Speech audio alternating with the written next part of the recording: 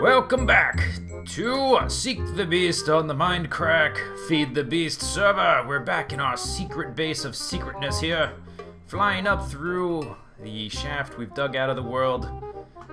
And we're gonna work a little bit today. What I want to do is automate our lava production with the magma crucibles and magmatic engines. We're gonna automate that using red power. I've been wanting to start messing around with red power. We're gonna start today. So returning up here to our little staging area, I've set up a bunch of these project tables over here. You've probably seen other people use them.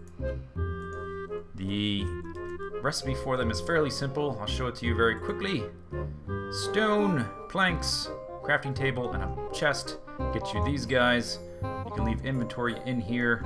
And so this is actually one of the suggestions from the comments of last episode or a previous episode. Someone said, "Hey, you like to lay out everything you're going to build for the episode in a box and then transfer it to a crafting bench. Why don't you use these guys to streamline the process a little bit?" So I thought, that's a pretty good idea. So that's exactly what I've done. You can make these things called blank plans with paper and indigo dye. Blank plan, indigo dye, paper, and I haven't actually written. I think if I click this button, it's gonna write kind of like a recipe for this. So we're gonna be making a bunch of stuff with red power now. And the first thing I want to make are some circuits. You've probably seen this guy, this timer, in other people's videos. It's sort of it's a 1-block timer that releases a tick pulse as fast as you want to. Basically, it's very customizable. I like the idea of it a lot. We're gonna make one of those, and we're also gonna make some AND gates. That's one of the things red power adds, is a bunch of little circuits. It reworks basically how wiring works.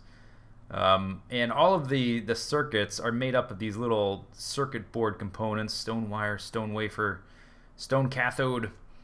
So we've got some project tables set up to make those. I've already actually made them. Stone pointer is one. But what I want to do actually is use the project tables a little bit more compact, in a more compact way. So I'm going to take these components, the cathode, anode, wire, and the stone wafer here you just make by smelting smooth stone. I'm going to combine those all into one project table. And I think what's going to happen if I press this, stone cathode plan, cool. Okay, now what happens if I do this? Click, awesome, and it puts them there, and then I can make them. Awesome, okay, that's what I wanted to know. So let's pull everything out of there. Give me that sign. Then we're going to do the same thing for this guy, for the anode. Alright. Give me all that. And give me that sign. Okay. And then we're going to do the same thing for the stone wire. Plow. And unfortunately, there's not a lot of inventory space in here. I would like to do all of the circuitry components and all of the circuits in one box. There's just not enough space though, so I'm gonna do the components in one project table and the circuits in another. So did I have all four? Okay. Alright, so let's put them all here. You know what, I want to try something. You can place signs on blocks by shift clicking on them. I want to try that with do I have any with an item frame? I want to see if, because item frames I just think are a lot cooler. I like to label my boxes. You can see over there, and in my vanilla world, I like to label them with item frames. Aha, we can. Cool. And then we can still click on the project table behind. Okay, and then let's put a representative here, I guess. Yeah. Yeah, that'll do. Okay. So then we'll put our plans over here, and then all of the different ingredients. I think that's all of them, right? And then we can, anytime we need one, we can just put the plan in there. Cool. Okay, good. And then we're going to do the same thing with the circuits. So let's see. For today, I'm going to need some AND gates, and we'll get into this a little bit later. But first, let's combine our boxes. And give me that sign. Give me that sign. And this is sort of, I'm just messing around with stuff. When I set up my more permanent storage and crafting areas down there, I'm going to do the same thing basically, but in a more organized fashion. One of the things I was a little conflicted with using these project tables is for each one you have to have the items in this little inventory to use it, and so your inventory gets spread out. You end up needing a lot more inventory to do all this stuff. So I think that's one of the things the plans are for, so you can sort of combine everything into one crafting table. So here we've got, in this one, let's put this down. We're going to have all the components we craft in this table.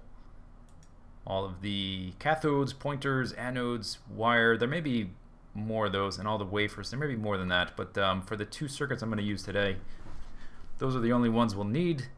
So let's see, I'm going to need 7 AND gates. Okay, and then I'm going to need 1 timer, and I'm going to craft an extra timer to stick in the item frame. Oh, I don't know about that. Huh. Let's try the AND gate. What does that look like? That's very strange. I don't know if I like that. Okay, let's try something else. Here, give me a wafer. Let's put these back, and just because I think it works visually a little bit better. Let's see what happened. Not the AND gate. I should have picked up, or maybe I didn't. Let's get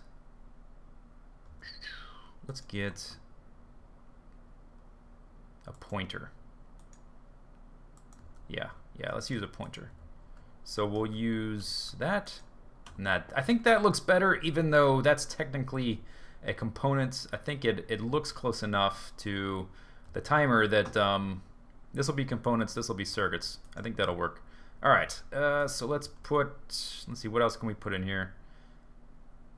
I think everything is in there that needs to be in there. And I'm gonna need another AND gate, right? Did I not just make 7? I thought I made 7.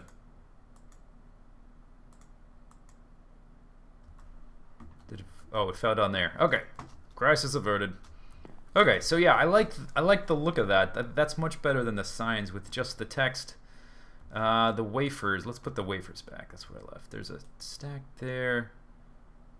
Let's put half of them there and half there. There we go. So we've got our 7 AND gates. I'm only going to need 1 timer, so whatever. I'll just put that in there. For now, next. Okay, so we're going to be doing some stuff. Did I just pick up some torches somewhere as well? Weird. I've already crafted this guy. This is an alloy furnace. It's made the same way as a normal furnace, except with bricks instead of cobblestone. And I've been smelting up some things like red alloy ingots, which you make by smelting up iron and redstone. And I've been smelting up some brass, which is made like this. Hang on. Right here, alloy furnace, tin and copper. It's the same as bronze. You just make it in an alloy furnace instead of a normal furnace. So we're gonna need to make some pneumatic pipes. It's gonna be used to distribute netherrack to our magma crucibles. So let's make 2 stacks. Should be enough to get us going. We're going to need red alloy wire to, this is like an improved version of redstone. It doesn't wash away with water, and it has a longer range, and it can go, one of the real cool things is it can go on the ceiling. It's like Spider-Man. It's like Spider-Man and redstone had a baby. Okay, Give me that back, because I'm going to need it. Let's see, 60 probably isn't going to be enough. So I'm going to make that much. That's probably enough. Okay, so we've got that. Then we're going to need to make a barrel upgrade. I don't plan to use the barrels a lot. I may have one or two. I like silver chests and gold chests better because they're just shiny and they look cooler. But the barrel upgrades, which you may have seen in other players' worlds, you use dark iron ingots, which honestly, I just went to spawn and I brought a bunch of iron blocks, and underneath Michael's base, or I guess underground inside his base, he's got a turtle set up. I think Good wrote a script for it where the turtle will put the iron block in this like Wrath Forge thing, and the iron block will get burned into this dark iron, and then the turtle will pick it up instantly.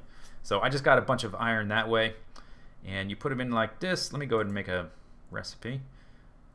Extra dimension storage. This is a barrel upgrade which will allow it to hold 1,024 stacks. So we're going to be holding all our netherrack in a barrel with a barrel upgrade. What next? We're going to need some filters. So a filter, actually I just need one. And I guess I'll get into what this does later once we go down beneath. But we're going to need one of those. We're going to need a regulator. And regulators require buffers and item detectors. This is all redstone stuff. And you know what? I'll just go ahead and I'll combine these boxes later. I'm going to move my storage anyway. Okay, that's done. Let's make that and that.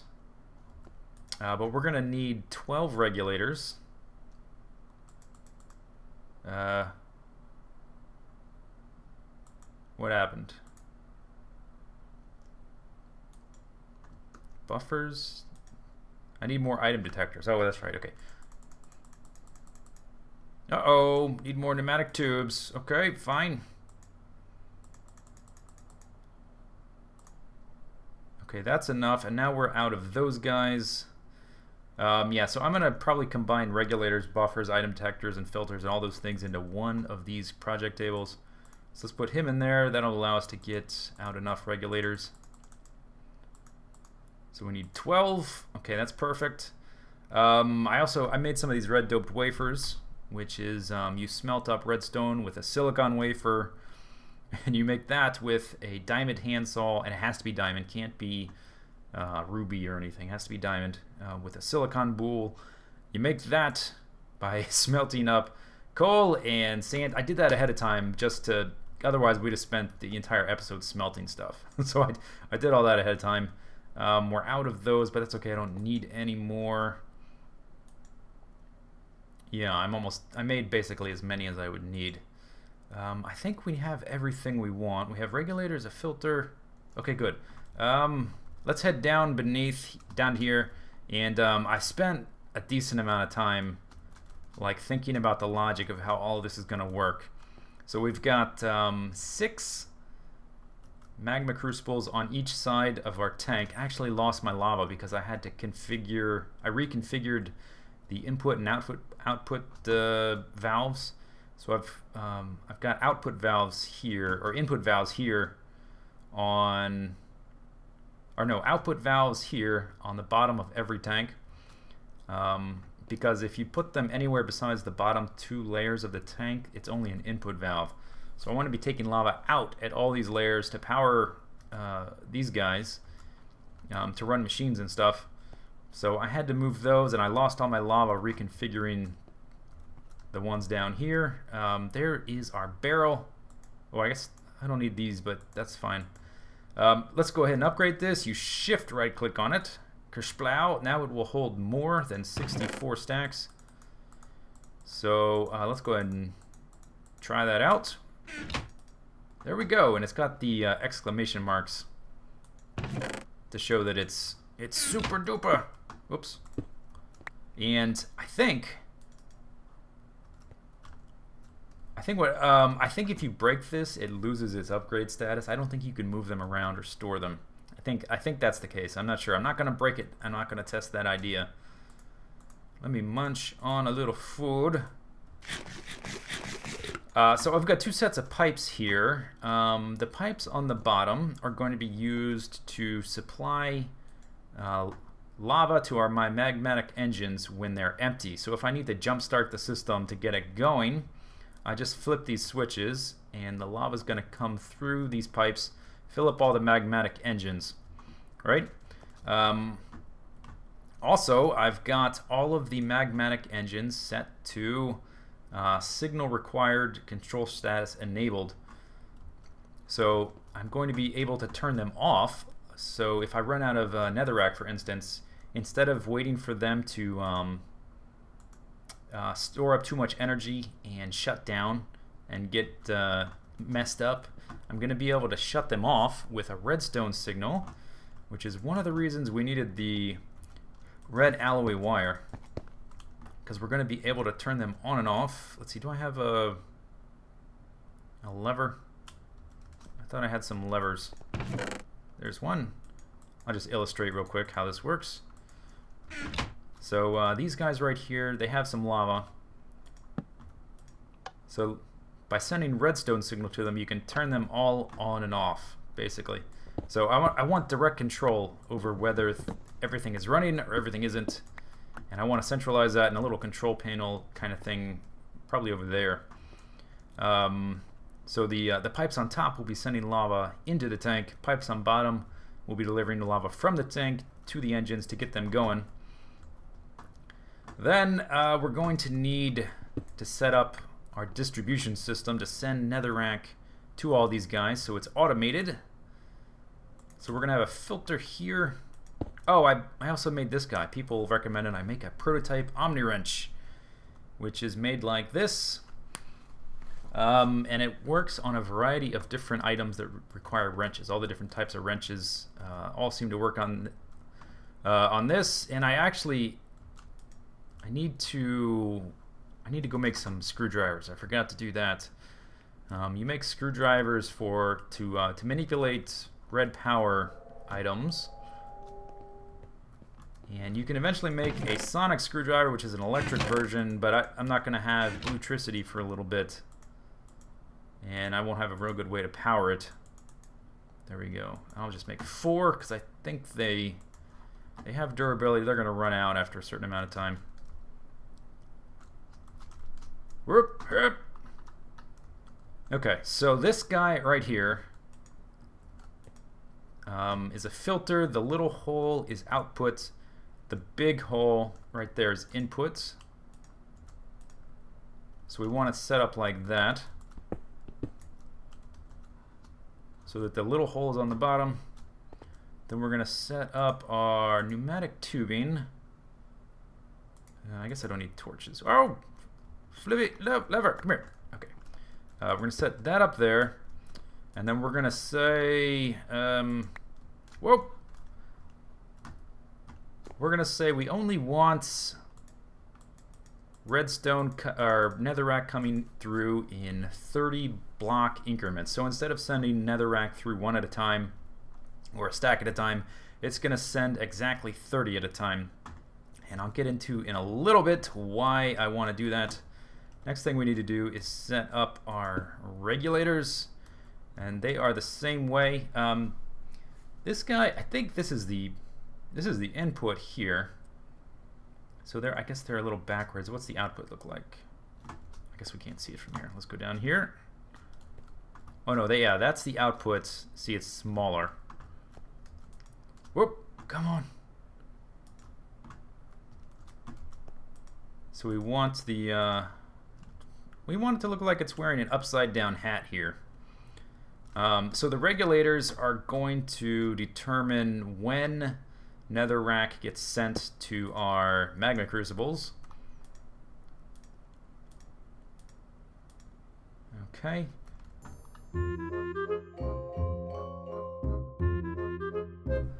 Okay, I think I've got it all set up nice and pretty. The magmatic engines are all connected up to this redstone line. I put this little bend in here. It's totally unnecessary in terms of wiring. I just thought it looked a little bit more aesthetically pleasing to have a flat bed of redstone wiring there. to have it sort of curve up, roll up around here, make a contour in line with these magmatic engines. Looks nice. Have some nitor here, lighting things up, keep creepers from spawning. I tell you what, the last thing I need right now is a creeper explosion blowing all this stuff up, because it's all set up very specific ways, in very specific ways. So that's all set up. Now, so here's how this is going to work. Right here we've got the filter. And the filter is set to let through 30 netherrack at a time into these pneumatic tubes. And every time it receives a redstone pulse, it will send 30 to any available inventory, which is going to be these guys, these regulators. So those are going to be the inventories it's going to be sending things to, and then we're going to set it up so that they send, the regulators send netherrack to the magma crucibles. So this is a timer. You've probably seen them before. They give out a pulse every time it goes by there, like that. We can make it real quick. Blink, blink, blink. Real slow. And you can also, you can shut them down with a redstone signal. Plunk. See how it shuts down? And I can't even right click it to change the time. I still can't. Maybe because I have a, oh, I couldn't right click it because I had a lever in my hand. That's interesting. Anyway, let's see. Let's set that to an even number of seconds, and let's put it at 5 seconds. Okay, so it's going to be set to 5 seconds. And what I want to do is I want to shut this thing down, which is going to be pointing at the filter. I don't want it ticking away all the time, causing lag, and also this is an opportunity to mess around with redstone circuits. Right here, these are the levers that will turn on the magmatic engines. Right here on either side, these levers will give lava to the magmatic engines to get them started. So we're like, all of our control is going to happen right here, where we can monitor where our redstone goes. And then eventually I'm going to have a probably another chest right here with a pipe coming out of it to deliver netherrack to here from when I go to farm it in the nether, when I work on the nether hub. So it'll come into here automatically. I'll have to move this piece of nitor. So here is how the regulators work. You've got 3 panels here. This is an input filter, an output filter, and then this is like its own inventory. So what? Let me grab some more netherrack. How this works? The regulator, you can determine what gets sent into the connected inventory, which is going to be the magma crucible.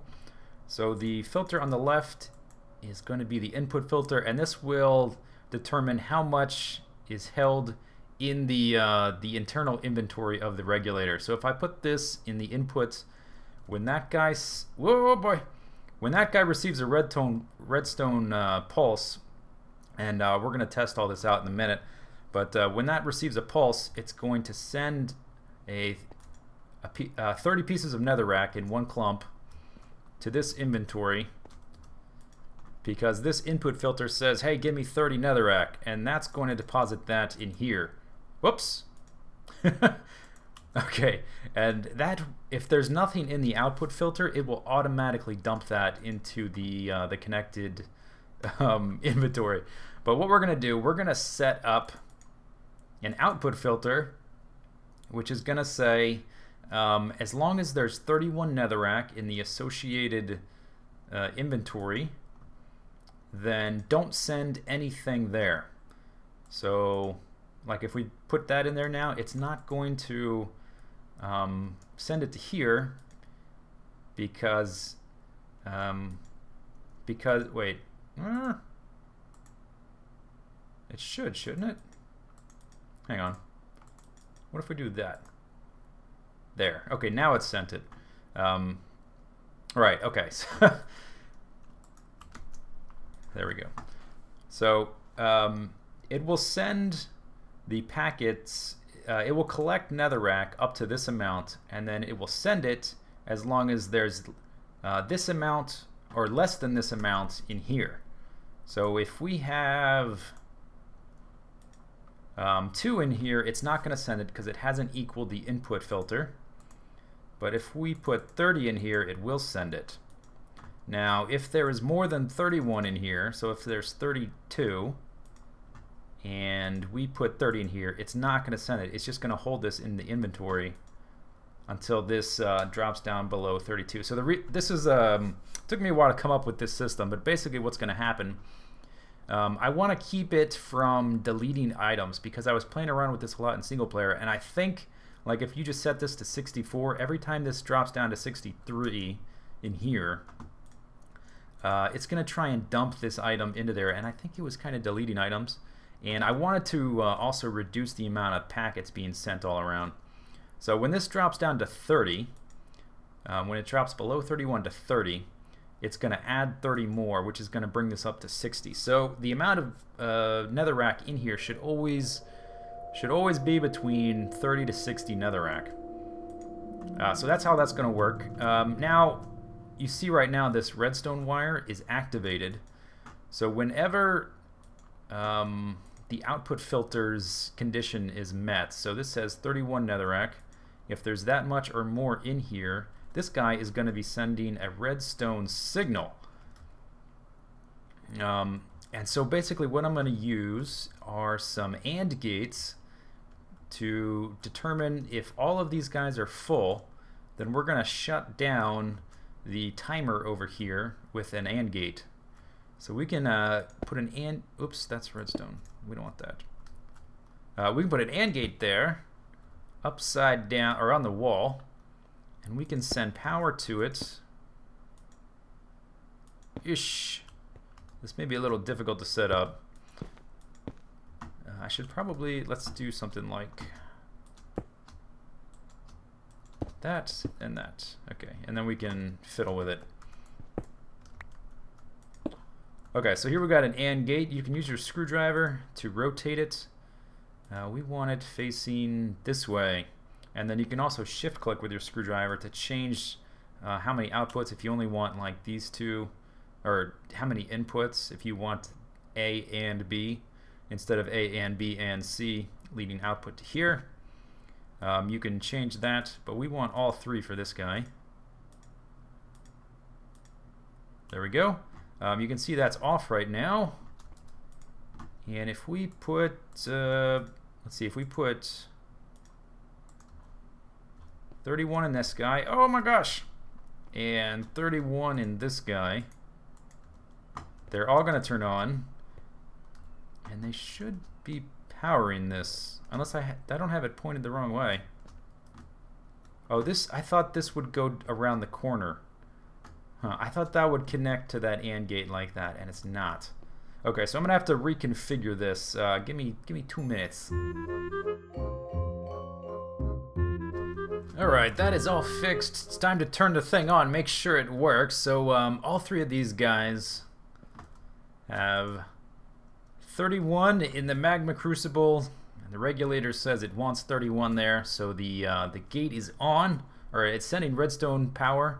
And the AND gate, all three of those are turned on. Then they come over here to another AND gate. The ones over there aren't all turned on, so no signal is gonna come back here to where our timer is. So let's see, let's get it going. All right, first thing I need to do is send magma to our engines so they can run. And they started already. This guy must not be on. He's not. Okay. Yeah. Shut down. I didn't tell you could go. But they have lava now, so I can turn them off. This is probably a good way to check to make sure I have them all on redstone signal only. Because the ones that are running are not set up correctly. Let's check the other side. They are all okay. All right. So let's turn on our engines. So they should all turn on now. Humming away, and the cool thing about doing this is they're all perfectly synchronized when you turn them all on with a redstone signal. Although this side is not synchronized with that side, but that's all right. You can't really look at them all at once anyway. Okay, so they're all going. Let's start sending signal. Let's put our timer down. And that's going to start sending redstone or netherrack out to all the different places, and we're going to see the circuits. My jetpack has lots of power. We're going to start to see the circuits switch on as they get filled up. And this isn't a very fast signal. It's not going to have to need to be only sending out 30 at a time. It's going to take these guys a while to burn through 30 netherrack, and it's going to be turned off the rest of the time. So 2 seconds is fine, I think. And you can see some here getting returned because they found an inventory which wasn't valid, so they're trying to go somewhere else. Actually, let's... Oh, a little lag. Let's set this up to every 10. Let's go 5 seconds. Okay, so these guys are full.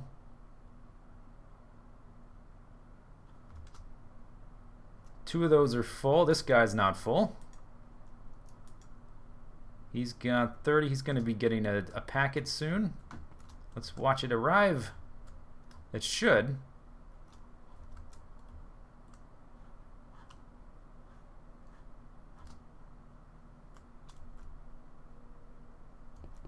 Maybe this is a little too slow. It's not too slow once everything gets filled up, but just to test the system, it may be a little too slow. Yeah, let's speed it up just so we can get it going. You see how everything on this side is full. Oh, no, there we go. Okay, everything is full. So this is going to be sent somewhere. It's going to be rejected. That guy going up there is going to get rejected. Right? Yeah, you can see it bouncing back. And they all have like a 30 in their inventory. So as soon as this guy drops down to 29, you see how it immediately deposited the 30 that were in here, and it's back up to 59. And now that's going to turn off the AND gate, which has already been switched back on. But it turns off the AND gate. Why is this? Oh, you know what I didn't do? I forgot to modify this. There we go. I forgot to modify this AND gate so it only had 2 inputs. So now that should be working. That was the problem. So as long as everything stays above 31, at 31 or more, that timer is going to be switched off. And as soon as one of these guys, any one of them, drops below 31, it's going to disable the AND gate here, and it's going to allow this to tick over and send more. So I don't know. I thought that was a fun project. I probably didn't need to do all this, but I thought it was a good way to experiment with red power circuitry. And now this guy's filling up pretty quickly. I'm gonna have to go farm some more netherrack now that I lost an entire tank full of it, which is unfortunate, but oh well. Hope you guys enjoyed the video. See you later. Take it easy. Have a good day. Bye bye.